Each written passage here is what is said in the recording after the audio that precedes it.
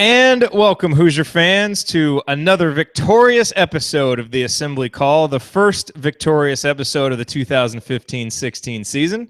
I'm your host, Jerod Morris, here to lead you through another episode of the Assembly Call IU Postgame Show, the first episode of our fifth season. We are very excited to be here and very excited to be able to talk about a solid IU victory here on the first night of the season. Granted, it doesn't count, but it is against a team that beat Indiana a little over a year ago, last August, when the Hoosiers did their tour of Canada. They lost to this Ottawa team, and tonight they exacted a certain level of revenge of sorts, beating Ottawa 82-54 at home in Bloomington. I'm Jerod Morris. As I said, I will be joined tonight by Andy Bottoms, Ryan Phillips, and Will DeWitt, our normal crew. And we will walk you through this game, the ups, the downs, and what we can take away from it. It is the first game, so we won't draw any conclusions, but perhaps there will be some observations that we can make that will help inform us of what kind of team we will have this year. So let's kick things off, as we always do, with our banner moment. And for me, it is simply Indiana's ability in that second half to put its throat on an opponent. We know that Tom Crean has wanted to finish games strong.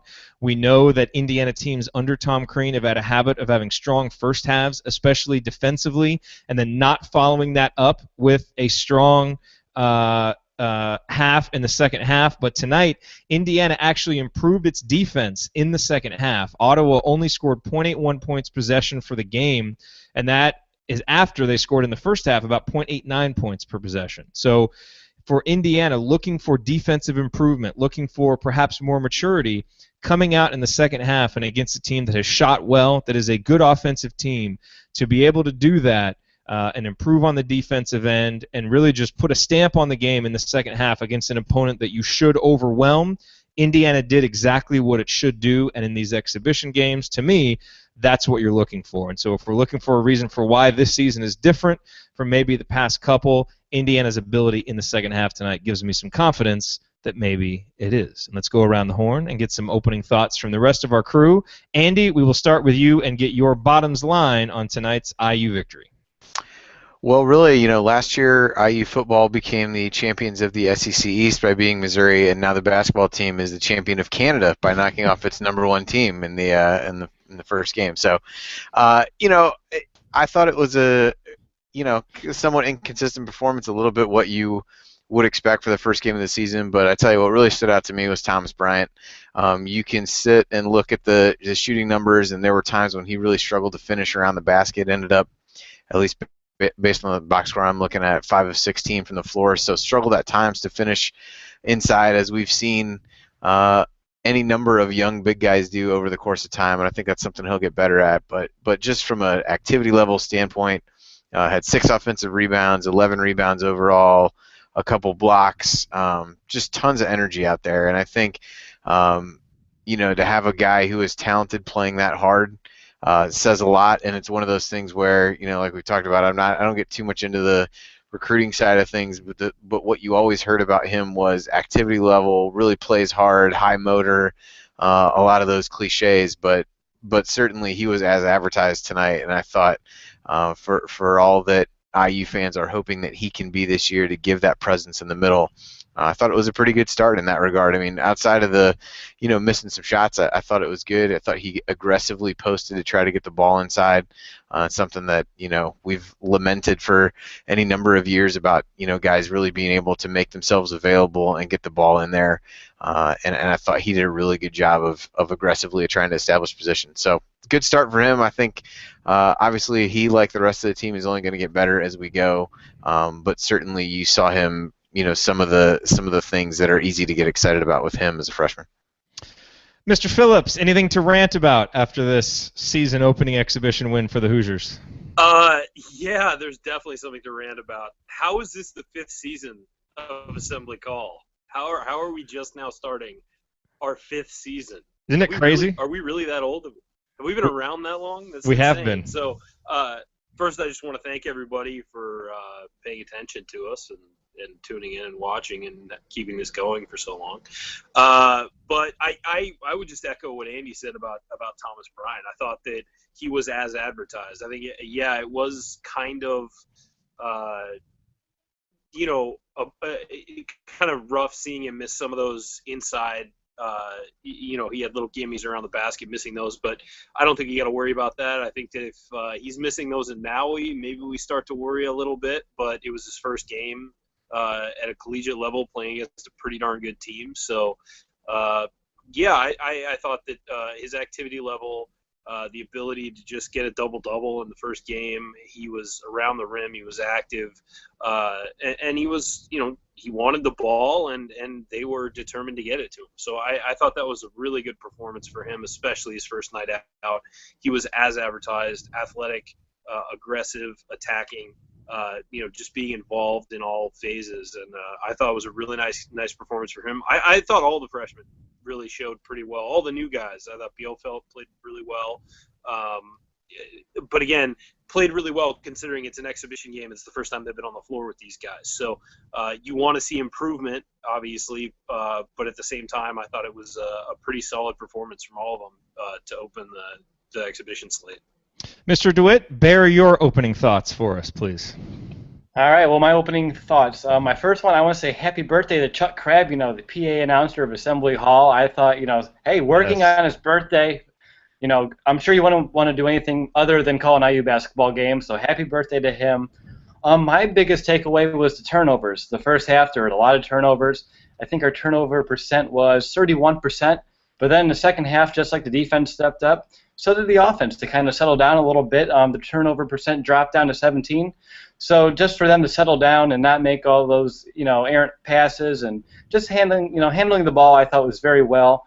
And I wanted to talk about Thomas Bryant, but everybody else already talked about Thomas Bryant.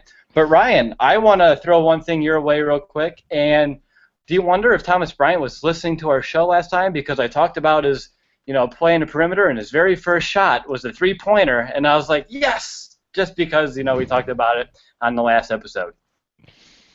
Of course he listens. They all listen. If they know what's good for them, they listen.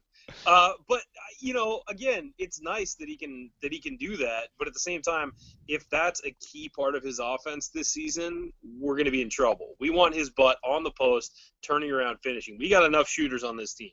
The key for him is to get his butt in the paint and dominate down there, and at least give Indiana some kind of presence in the post they haven't had. And honestly, it's a nice little trick, but it's not what we want him to be doing as his go-to offensive, move.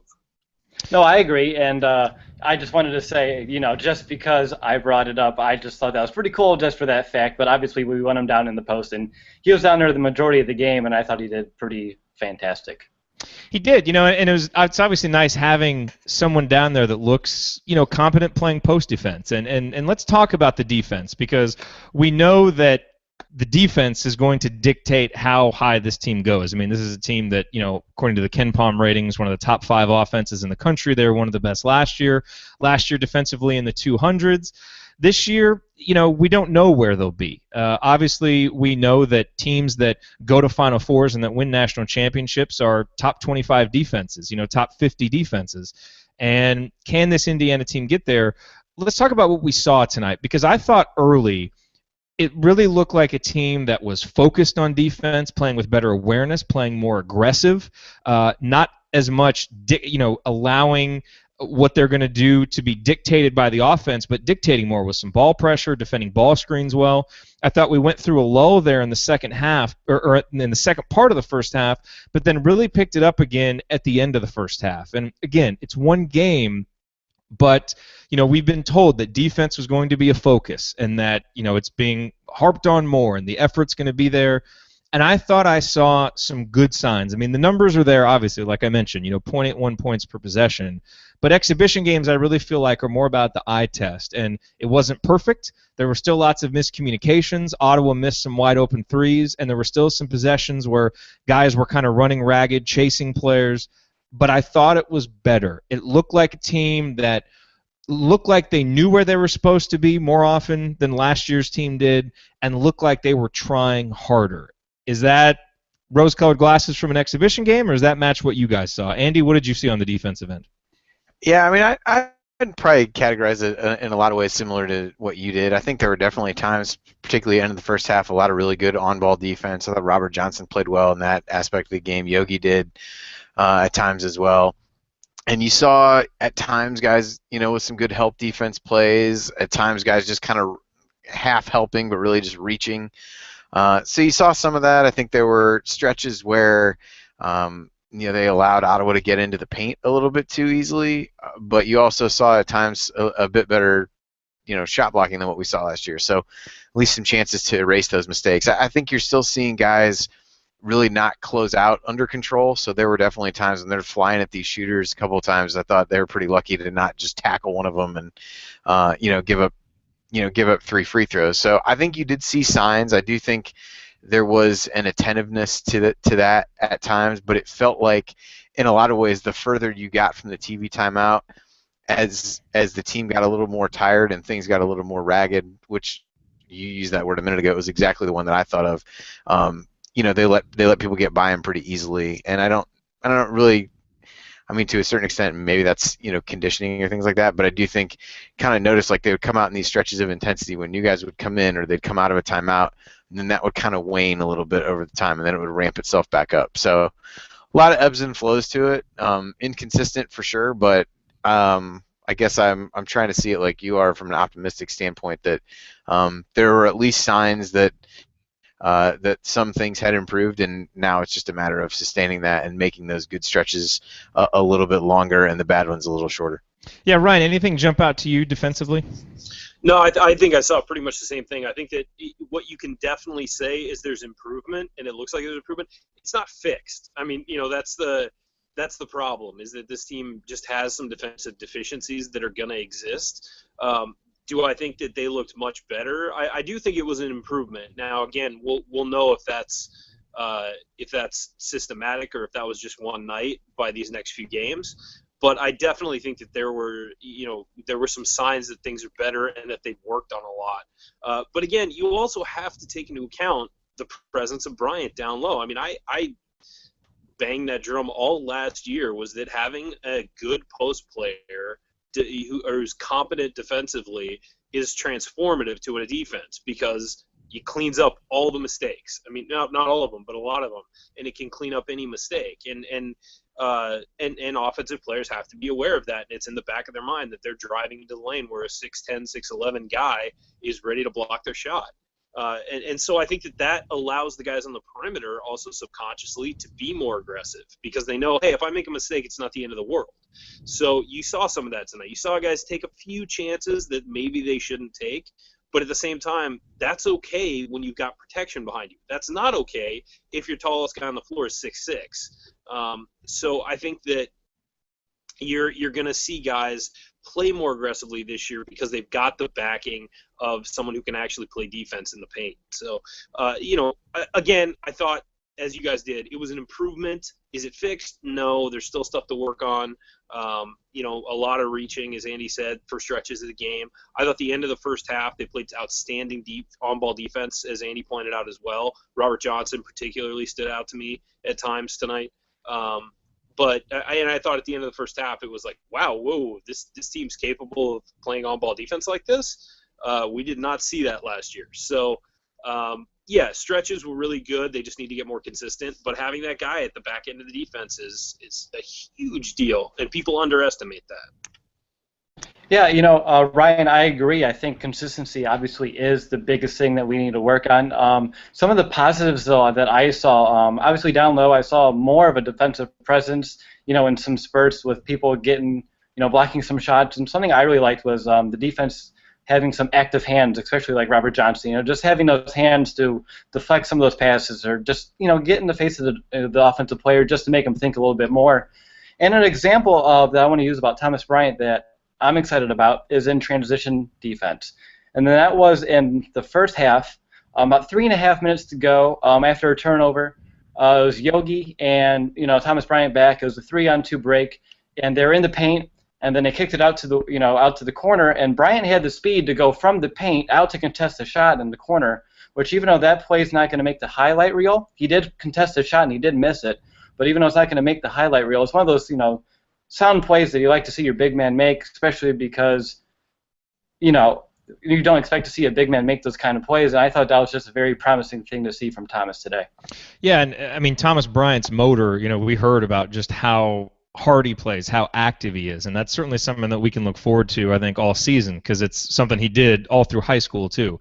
Now, speaking of motor, let's talk about another guy who has a very high motor, and it sometimes can get him in trouble, and that's Troy Williams. And I thought, you look at Troy's game, and it was kind of a vintage Troy Williams game. He had 12 points, he had 9 boards, he had 4 assists, 2 steals, a block, and an incredible block at that.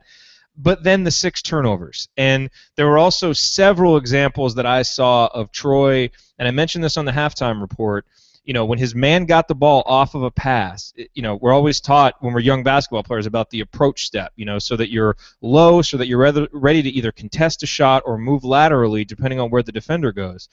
And Troy consistently will have his legs up, not have his knees bent, and get dribbled around on situations like this, and it gets everybody else out of position. And there were several instances of this tonight, and I bring this up because I think what we wanted to see from Troy, obviously we wanted to see improved shooting. And, we saw some of that at Hoosier Hysteria. I don't know that we got many examples of that tonight. But the other two things we wanted to see from him were better decision-making with the ball, especially in open court situations, and better defensive fundamentals. And while I thought Troy, was active and was good and contributed to the win, I'm not sure that we saw any growth from him tonight. Again, one game, so it may not be indicative of anything, but since all we have to go on is one game, that's what we have to go on. And I kind of come away from this game just thinking, okay, about Troy. It seemed a lot like Troy from last year, not necessarily with anything extra there. I mean, I thought some of his turnovers were just unforced, didn't need to happen. He's going to make some because he plays aggressive, but they were the ones that you don't want to see happen. And defensively, the blocks get the oohs and the ahs, but I think more often than not, Troy still is a little bit out of position, will get beat off the dribble. And if his fundamentals improve, I think, and he matches that with the activity level that he has on defense, he can become a good defender. I just didn't see it tonight. Andy, your initial thoughts on Troy's first performance of the season?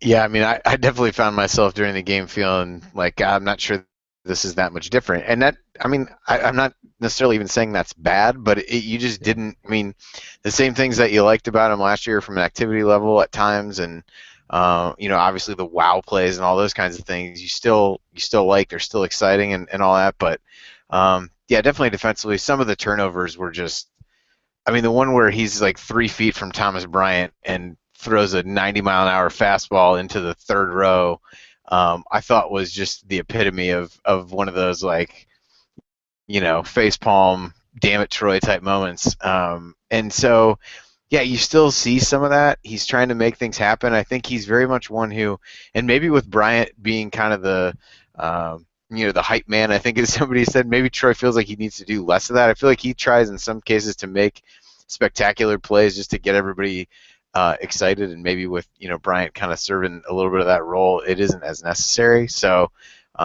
yeah, I mean, I would say kind of just uneven performance from him. The rebounding was good. That was something he did well at last year. Was active. I'm surprised.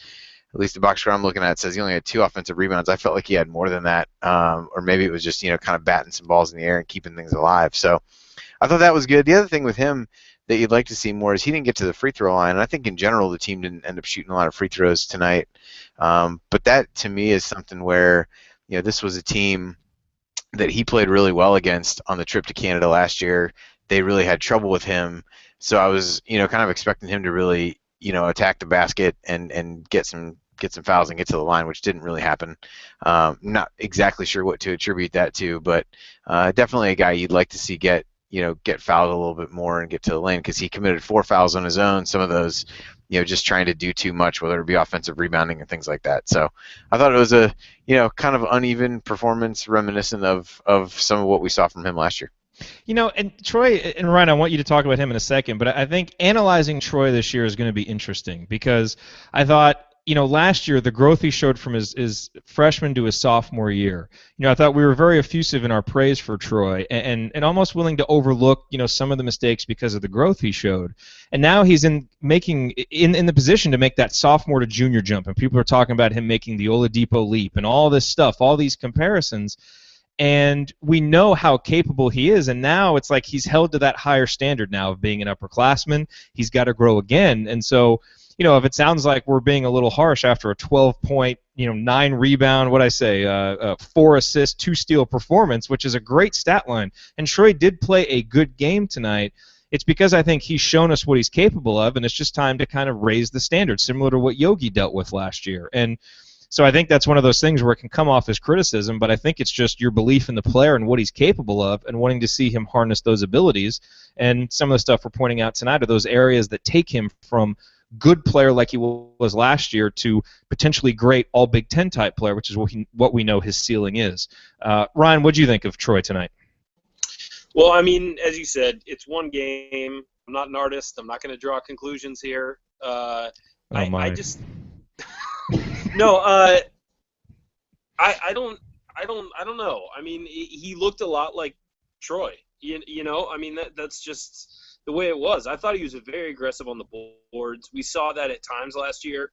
Hopefully that's a consistent thing now, because if he's going to be playing the kind of minutes we're expecting, it's going to help to have him flying around the boards. That's going to take a lot of pressure off Thomas Bryant on the interior and the guards. I mean, Indiana's guards had to rebound last year, so a lot, and for the team to be successful. They hopefully will not be as relied upon this year with guys like Bielfeldt and Troy taking a lot of that pressure off. But as far as offensive performance, I've just come to expect that Troy is going to be a guy who's going to have a spectacular play or two every game. He's going to make some mistakes, and he's going to play hard defensively, just not smart. So I think he kind of is what he is at this point, and we're all hoping for more. We all wanted to be all Big Ten Troy, as you dubbed him. But it's going to depend on his development and just how good is he. I mean, he's going to be as good as he wants himself to be, because everything he does wrong is fixable, and so it's all about working on it, and it's all about just settling down in games, and things come to you when you settle down. Things move more slowly. I mean, that's what Victor Oladipo did. He honed his skills to as far as he could hone them, and then the game slowed down for him. And it was easy to get into the paint on a drive and not dribble off his leg. I mean, it was easy to make the right pass, to hit open shots and stuff like that. So it's just about him, maximizing his ability, and we're going to find out if that's what he wants to do. I mean, I don't think it's a personality deficiency. I just think that some guys just don't understand how hard they can work to get to that next level. They think they're giving 100%, and they're not close. And holding him to the Oladipo standard is kind of unfair, because nobody should be held to that standard. What Victor did was ridiculous. But you expect guys who want to be NBA players, who want to move to the next level, and who want to be great, to put in the work. And I'm not saying Troy doesn't put in the work, but we're going to find out, how much he's worked on his game in the next couple weeks as we see the beginning of the season, unfold. Let's talk about the guy who actually led Indiana in scoring tonight, which is James Blackman Jr., and a really efficient, solid performance for James Blackman Jr., certainly on the offensive end, is kind of going unmentioned, at least by us, to a certain extent. He had 15 points, he had 6 assists, and again, efficient, 5 of 9 from the field, 4 of 6 from downtown. Any concerns, at least immediate concerns, that the offseason knee surgery was, going to kind of make his shot a little rusty, whatever, certainly did not show themselves tonight on Branch McCracken Court. One thing that's interesting is James did not have any rebounds, and he's a guy who had 5+ rebounds last year. And Ryan, you mentioned that having guys like Bielfeldt and Bryant around may make it so that James doesn't have to get quite as many rebounds as he did last year, when our guards really had to rebound a lot. But what about defensively? What do we see from James? Andy, Ryan, any of you guys, what did you guys see from James on the defensive end? Because we know, look, 15 points, that's what he scored last year. And I think we should expect probably 15, 16 points again from him. He seems like a guy who most nights can just roll out of bed and put up 12 to 15 points. It's what he was born to do. For him to go to the next level, it was really about him distributing and playing defense. On the one side, he did a really good job with the 6 assists, handled the ball some. I thought played, really solidly. I think he only had 1 turnover. Yeah, only 1 turnover, so solid effort there. No steals, no notable defensive possessions that come out in my mind, either good or bad. General impressions of James tonight, Andy. Yeah, I thought he, of the guys I tried to pay attention to on defense, I thought he was probably one of the worst, I guess. He really struggled, and I think some of this could have to do with the knee and kind of getting back into shape and lateral movement and things like that. But I really thought he struggled to contain dribble penetration. There were a number of times I felt like he let his guy get right into the lane. And I think one of their guards is actually left-handed. It seemed like he was forcing him left for a little while. He got past him pretty well, and then he started forcing him right a bit more. I could be wrong about that, but I tried to at least pay attention to what adjustments he might make. So I did think he struggled with on-ball defense. But otherwise, I thought looked pretty smooth. And kind of like you said, I feel like he's a guy that's shot smooth enough that, especially in a game that's up and down like this, he's going to get enough wide open shots where he's going to be able to score 12, 15 points a game pretty easily. So I thought offensively he looked pretty good. The rebounding doesn't really worry me just because, there are just other guys that can step in and do that. But, yeah, he was one where, defensively I thought he struggled at times, particularly on the ball compared to, what Yogi and Robert Johnson were able to do. And we got a couple questions about the freshmen, so we'll talk about Juwan and OG here coming up. We've spent some time talking about Thomas Bryant already. But, Will, before we do that, seniority reigns. So let's talk about the graduate transfer senior, Max Bielfeldt, who we mentioned earlier, did a really good job rebounding. You were impressed with Max. What were your thoughts on the performance tonight from Mr. Bielfeldt? Yeah, very impressed by Max today. I thought he brought a lot of consistency, on both ends of the floor. I thought down low he was a great presence, helping, especially in the offensive side of the ball. He was very good with grabbing those offensive boards, and I thought by getting those, you definitely give your offense more chances to score, which is obviously great for us. But really, I just thought he just seemed cool, calm, and collected down low, and I thought that just that presence was good to see. And I think he's helping Thomas Bryant out a lot just by helping him get in position. And I think the two together are going to have a really good season. And speaking of Bielfeldt, he started tonight. The starters were Ferrell, Blackman, Williams, Bielfeldt, and Bryant, which is interesting because we've thought all along that it would be Johnson in there in the three-guard lineup with Troy Williams playing the four. But we saw some bigger lineups, and Tom Crean alluded to this in his press availability earlier this week with the, kind of his funny moment where he said he's not married to the three-guard lineup, he's married to Joni, which is that's a funny line. That's funnier than anything you've said, Ryan.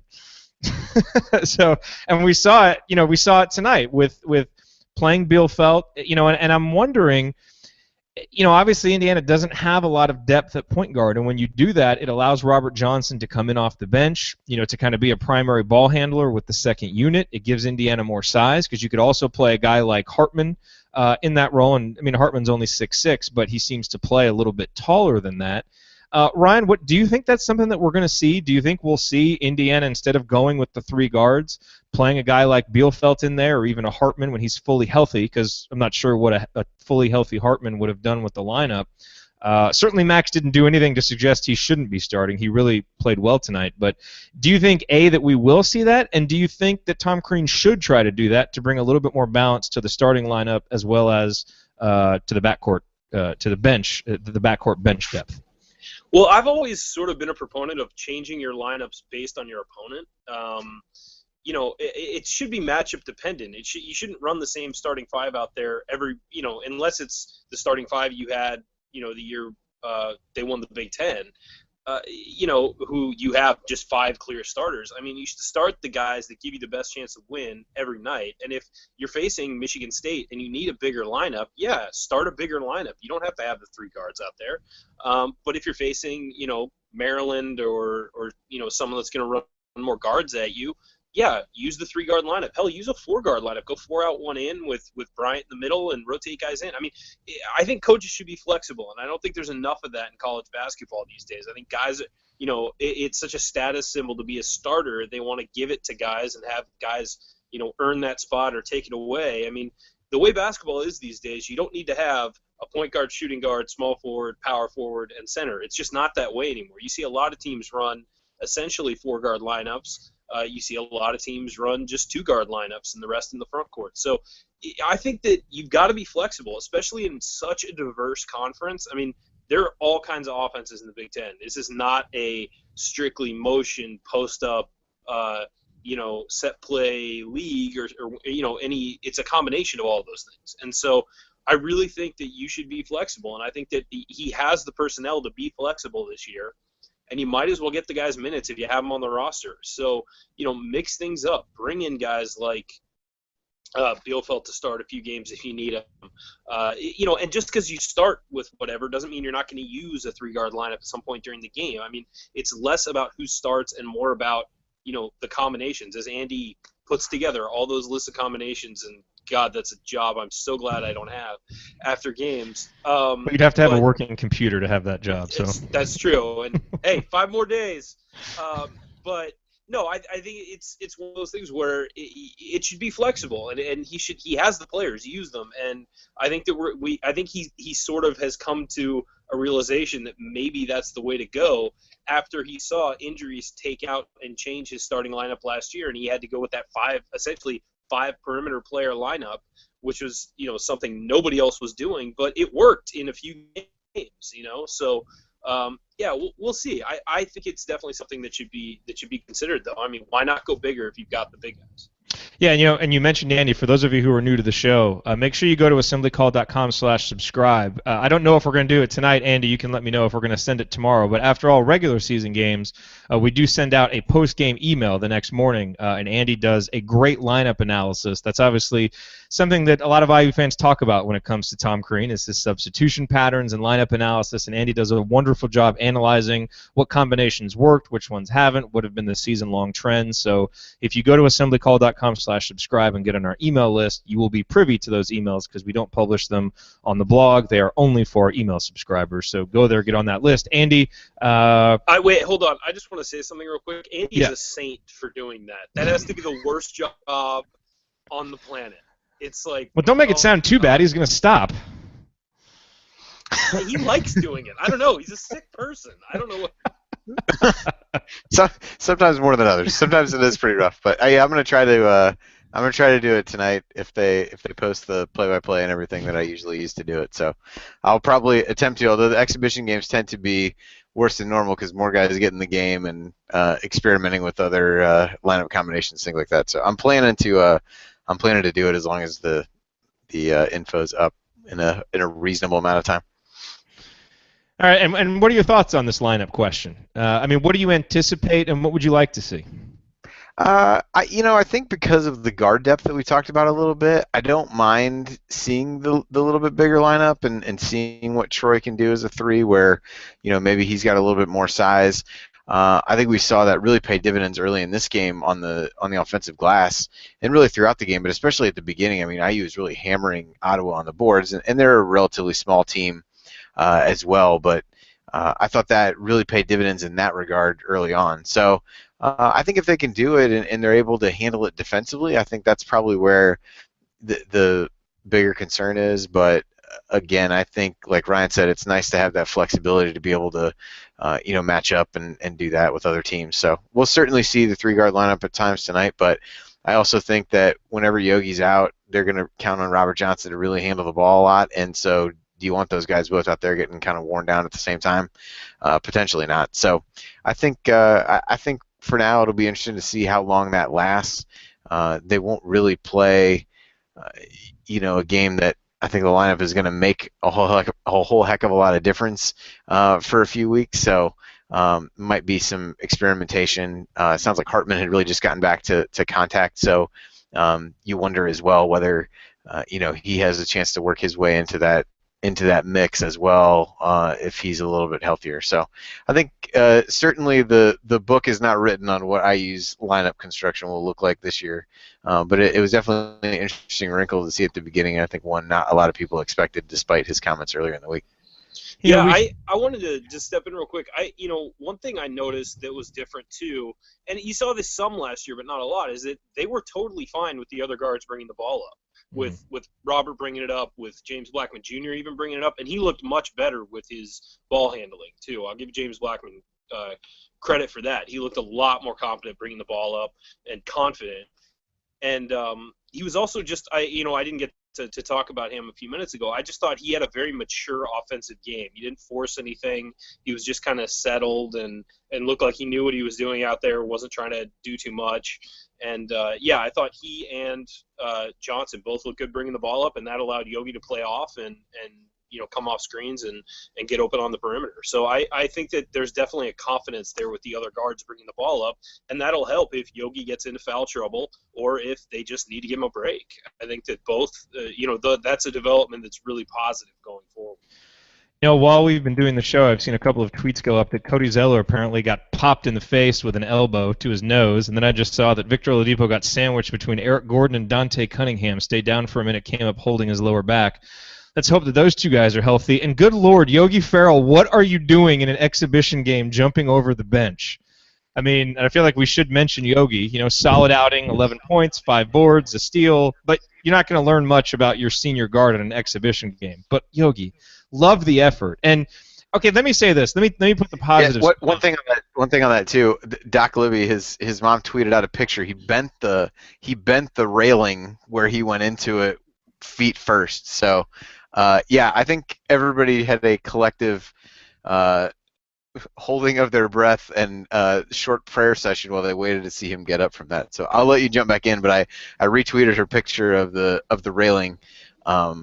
And it was, he went in pretty hard, and to go feet first into that and be able to get up was a good thing, but certainly one that had everybody worried there for a minute or two. Yeah, what's funny? If OG Anunoby had done that, I'd be like, dude, that was awesome. But it's Yogi, and we rely on him so much. I'm like, what are you doing? You should be wrapped in plastic until the season starts.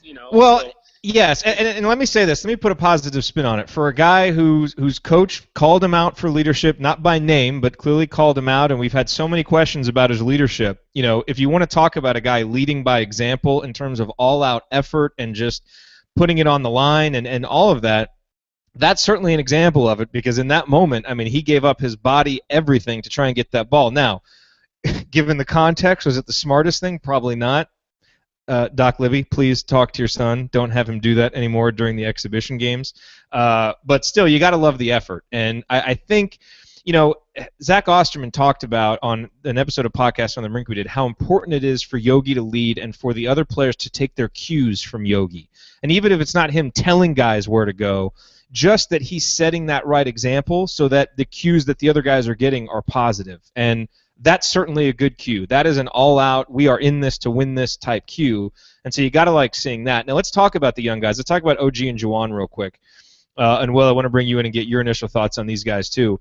My quick hit thought on Juwan Morgan is that I love the fact that he plays defense in a stance, and he seems like a smart basketball player who knows where to be. He's going to make mistakes because he's a freshman, but I like his awareness, I like his effort, and I love the motor of all three of our freshmen. I think with OG, what we saw in the first half is he had 3 fouls that were all just, they were positioning mistakes. I mean, his first 2 fouls were him trying to guard a dribbler going to the baseline, and the guy was shorter and quicker, and OG just either wasn't low enough or just didn't quite beat the guy to the spot, and he'll get smarter at not picking up fouls in those situations.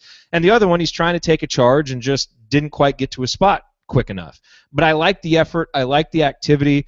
I continue to think that, I mean, we know we got a 5-star in Thomas Bryant, but I continue to think that even if this had just been a 2-man class, in Juwan Morgan and OG Anunoby, that it's a 2-man class, maybe not with the ceiling of Oladipo and Sheehy, but 2 guys who come in and set the tone with just how they are. I really like that about them.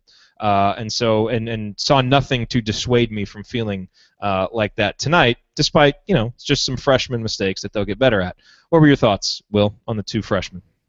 I thought they brought a lot of intensity. You kind of brought it. They were very active. Obviously, the intensity, just bringing that, extra effort is really, really good to see. Both of them, they scored 4 points. Together they were 4 for 5. I mean, I thought they were taking really good shots. I thought that was really good to see. They weren't just throwing the ball up there. They're taking the shots that were given to them and, making them, which is really good to see.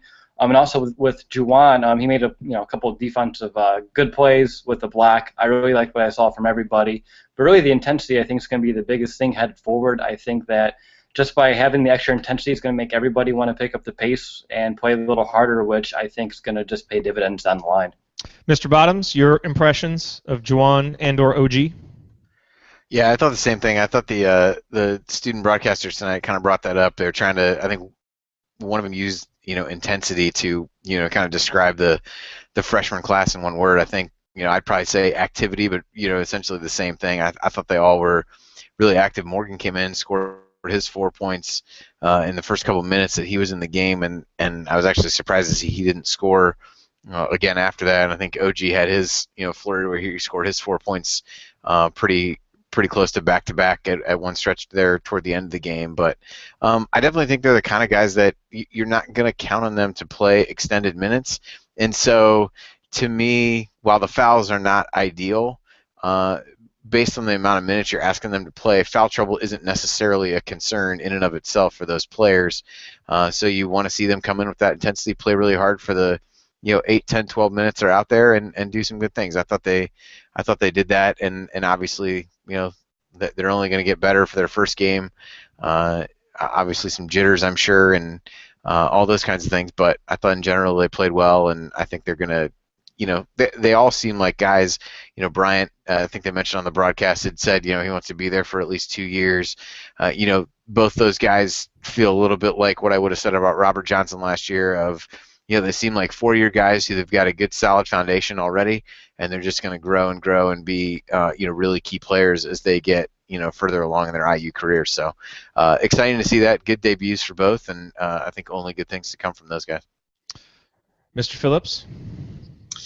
Yeah, I think that people need to realize that OG Anunoby, from the end of his sophomore year through his senior year, was, in my opinion, the most improved high school basketball player in the nation. He went from a guy who was just kind of long and bumblingly athletic to a really good basketball player, to the point where he got an IU scholarship.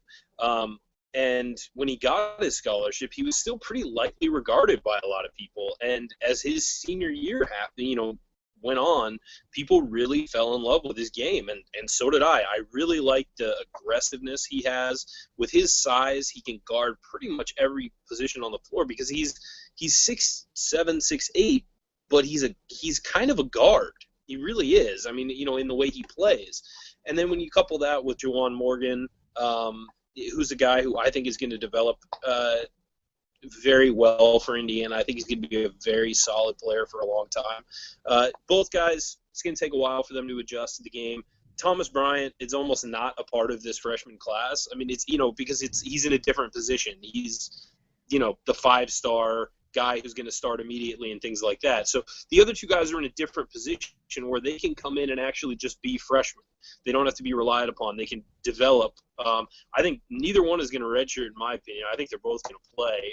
OG could, but I don't think so. I think they're going to keep him on the roster, or obviously on the roster, but keep him on, in position to play, because I think you're gonna need that depth and his length in the Big Ten, even if it's just for 5 minutes in a key game at some point. So I liked what I saw from both guys tonight. Definitely, as everybody's mentioned, aggressive, intense, really just out there wanting to play basketball. And combining them with Bryant, I think this is a killer class. It's gonna be great for Indiana. Real quick before we go to final thoughts, Andy, I want to just ask if there were any other stats that jumped out to you. I will tell you one that jumps out to me that clearly is not sustainable, and I think you hit on both of these numbers before, but I think comparing them puts them into context.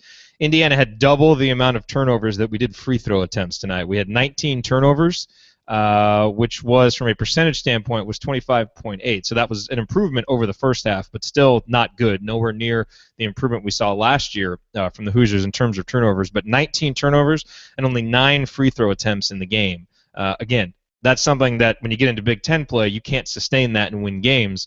Obviously, Indiana was tonight, but probably an anomaly there. I don't think that's something that we'll see, but that's something that if it becomes a trend, we'll really want to watch because, again, not sustainable. Andy, anything else jump out to you on the stat sheet or any comments you want to make on that one in particular?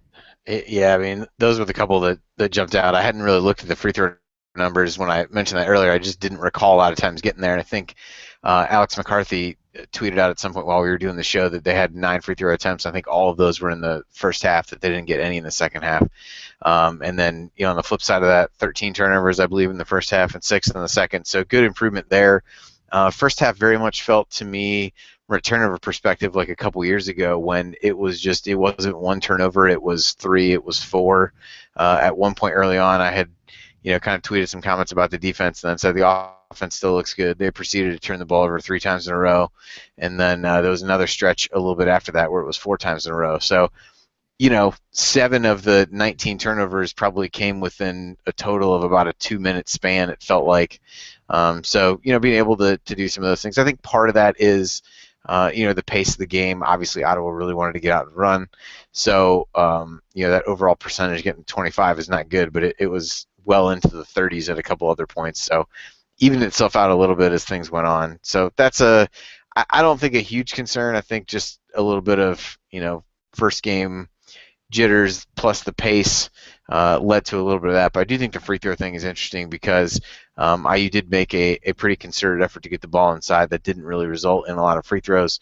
And at times they got aggressive and took the ball to the basket. I think Robert Johnson got one, Blackman got one where got fouled on the dribble really trying to attack. And so, wouldn't mind seeing a little more north-south dribbling to get to the hoop instead of, some of the east-west, sideline to sideline type stuff. But again, I think trends to watch, but nothing to get too hung up on after one game.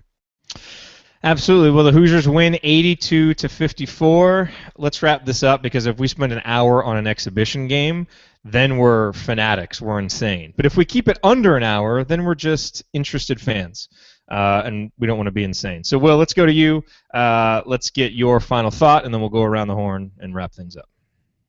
All right, my final thought is going to be how we ended the game. The last 9 minutes, they went on a 23-4 run, and I believe that at one point it was 21-0, which, finishing the game at a 21-0 run is really, really good. And if you're playing your best basketball at the end, and you're still, even though if you're up and you're still putting your foot on the, your foot on their throat and just not letting up, I think that's a great way to, to end games. And if we can kind of keep that going, I think that's going to be a great way to just kind of learn how to end games. And that way you don't just, slump out and kind of just sit back and let them kind of catch up and build some momentum. So I think just the way the end of the game was very great to see, and it was very promising for me.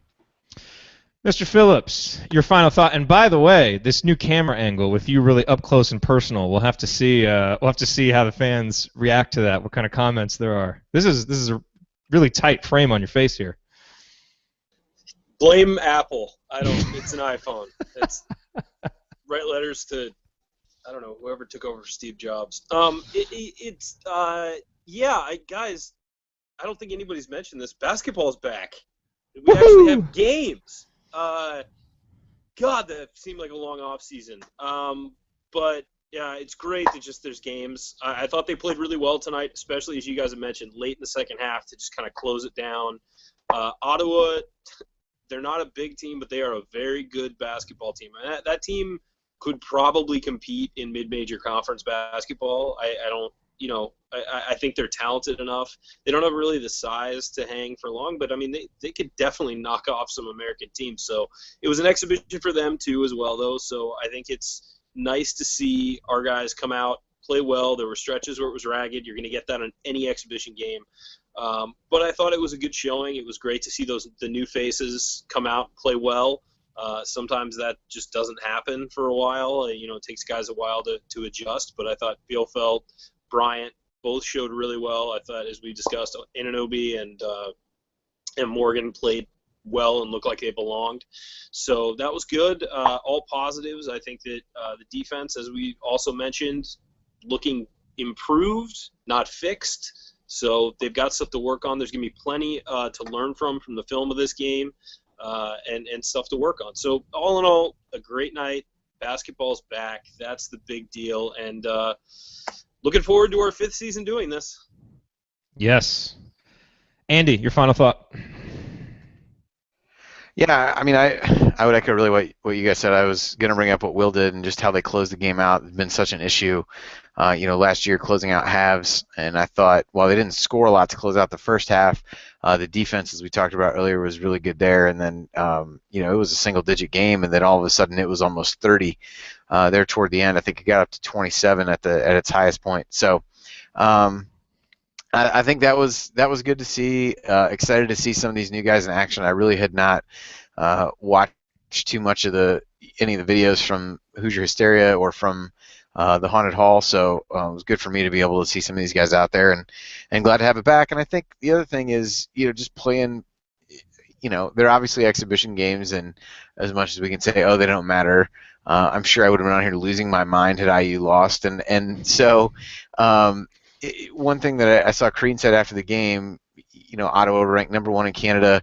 Bellarmine, I think, tends to be, a couple things. I was just looking, top 5, I think maybe first in some set of Division II rankings. So a couple really good teams, and somebody asked Crean about that, and he said that's by design. And I think that's something that you had brought up. I think at times either on here, on Podcast on the Brink, or maybe on both, just in terms of what that might mean about what he thinks of this team, and really trying to challenge them early on. So challenge number 1 is in the books. I thought they answered it pretty well.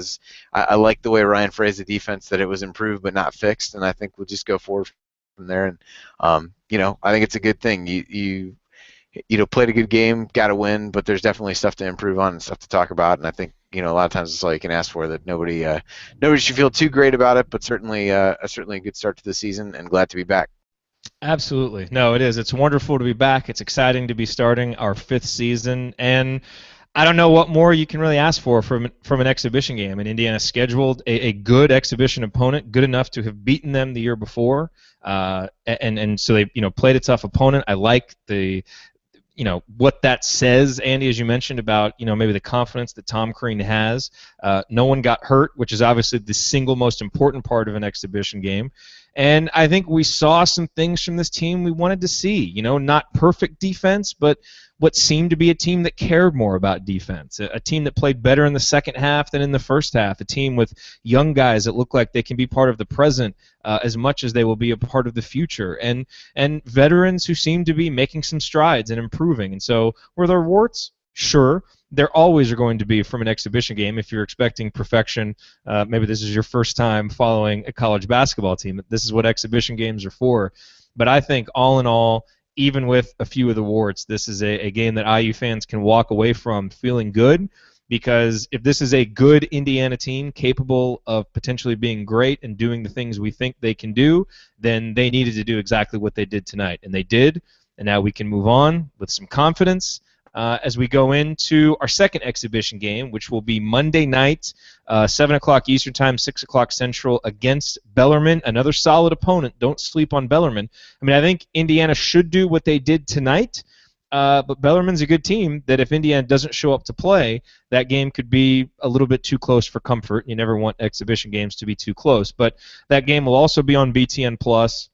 And we will be right here with another episode of the Assembly Call. A couple quick notes here as we close. I mentioned already, go to assemblycall.com/subscribe to get on the email list. That will get you Andy's post-game emails, as well as the weekly updates that we send, link roundups, all of that stuff. And Ryan, you started out your comment, your first comment earlier tonight, thanking the fans, and I want to end the show by thanking all the fans, all the loyal fans, all of you who were there for our off-season shows, many of you who have been with us through 4 seasons and now enter your 5th season with us.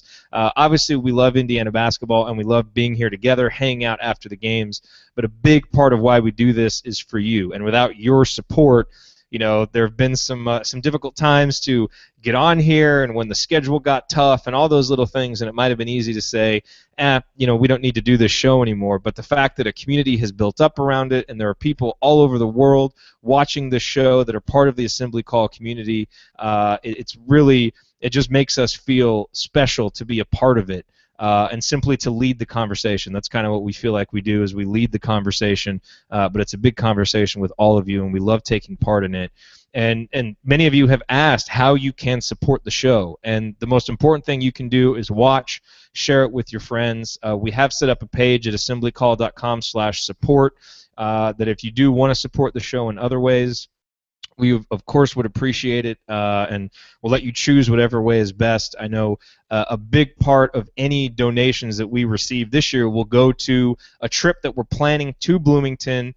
It'll be January 30th for the Minnesota game, and we'll have a meetup, and we'll announce more details of that. But it's something we've talked about for a couple years. We're actually going to make it happen. We'll all be there, and so look for more details to that. But that's the kind of thing that we put donations toward, and we're looking forward to hopefully actually getting to meet a lot of you in person at that event. So thank you all very much for tuning in live or tuning into the podcast. We will be back with another brand new episode of the Assembly Call IU postgame show Monday, November 9th, after the IU Bellarmine game. We will talk to you then. Have a great night, everybody.